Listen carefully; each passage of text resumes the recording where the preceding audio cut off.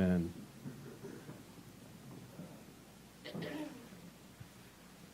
As we keep this idea in mind of the incredible sacrifice, I want to read to you from God's Word that in every way, these men and women that have served are heroes.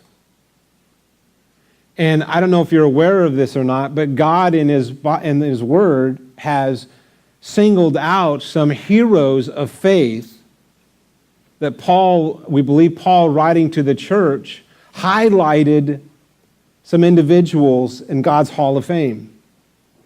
And I just want to take a moment to read from Hebrews chapter 11, verses 32 through 40. In the beginning part of this chapter, we're picking up verse 32. In the beginning part of this chapter, he's listed several of the names in the Bible that you would so readily recognize, like Enoch and Noah and Abraham and Isaac and Jacob and Joseph and Moses and Sarah.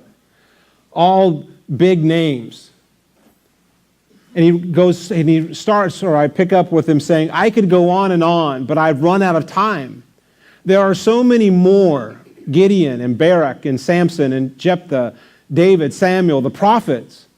Through acts of faith, they toppled kingdoms, made justice work, took the promises for themselves. They were protected from lions, fires, and sword thrusts, turned disadvantage to advantage, won battles, routed alien armies. Women received their loved ones back from the dead.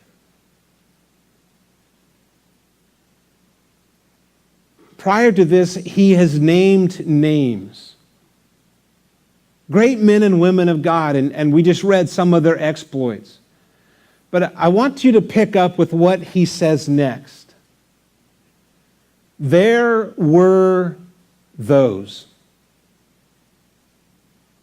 There were others. Who? They were unknown. He said, who refused to give in and to go free, preferring something better, resurrection. Others braved abuse and whips, and yes, chains and dungeons. We have stories of those who were stoned.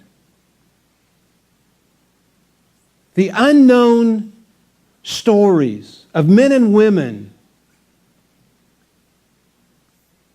who endured. Heroes nonetheless.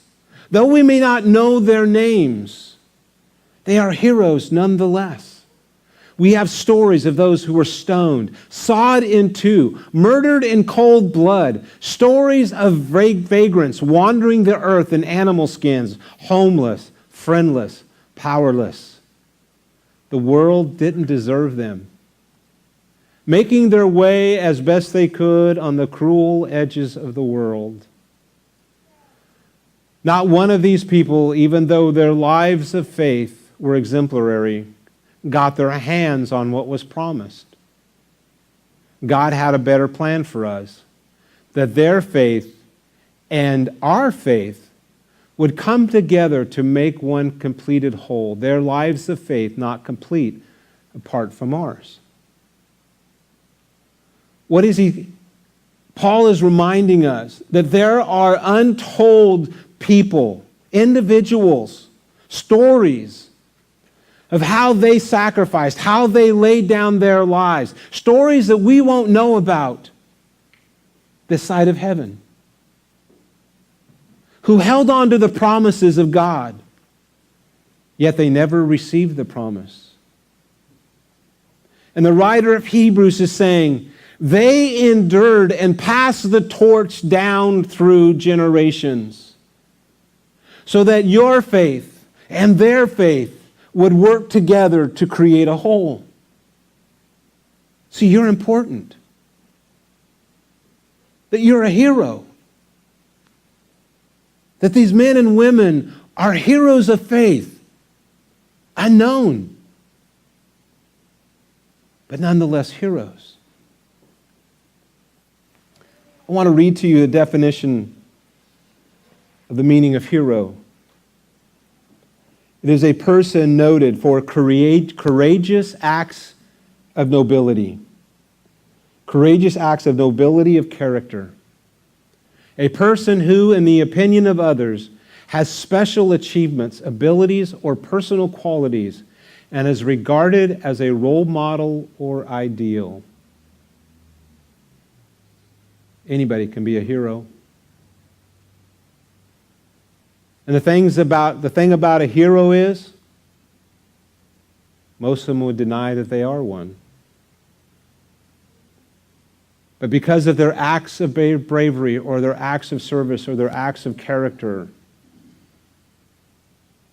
they become a role model of what we can become, that we can do likewise. I want to show you another video.